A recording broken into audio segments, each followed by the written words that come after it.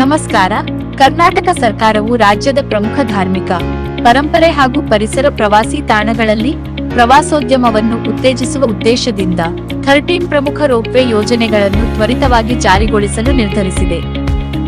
ಪ್ರವಾಸೋದ್ಯಮ ಮತ್ತು ಇಂಧನ ಸಚಿವ ಕೆಜೆ ಜಾರ್ಜ್ ಅವರು ಅಧಿಕಾರಿಗಳೊಂದಿಗೆ ನಡೆಸಿದ ಉನ್ನತ ಮಟ್ಟದ ಸಭೆಯಲ್ಲಿ ಯೋಜನೆಗಳಿಗೆ ವೇಗ ನೀಡುವಂತೆ ಸೂಚನೆ ನೀಡಿದ್ದಾರೆ.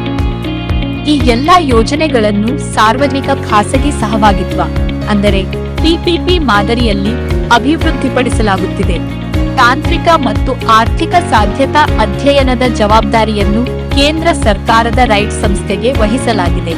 ಈಗಾಗಲೇ 13 ತಾಣಗಳಲ್ಲಿ 8 ತಾಣಗಳ ಸಾಧ್ಯತಾ ವರದಿ ಪೂರ್ಣಗೊಂಡಿದೆ.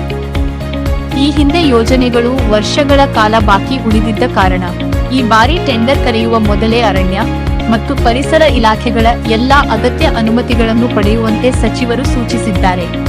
ಅಲ್ಲದೆ ಬೆಳಗಾವಿಯ ಪ್ರಸಿದ್ಧ ಗೋಕಾಕ್ ಜಲಪಾತದ ರೋಪ್ವೇ ಯೋಜನೆಗೆ ಆರ್ಥಿಕ ಇಲಾಖೆಯ ಅನುಮೋದನೆ ದೊರೆತಿದ್ದು ಶೀಘ್ರದಲ್ಲೇ ಸಚಿವ ಸಂಪುಟದ ಒಪ್ಪಿಗೆಗೆ ಮಂಡಿಸಲಾಗಲಿದೆ. ಈ ಮಹತ್ವಾಕಾಂಕ್ಷೆಯ ಯೋಜನೆಯಿಂದ ಕರ್ನಾಟಕದ ಪ್ರವಾಸೋದ್ಯಮಕ್ಕೆ ಹೊಸ ಉತ್ತೇಜನ ಸಿಗುವ ನಿರೀಕ್ಷೆ ಇದೆ.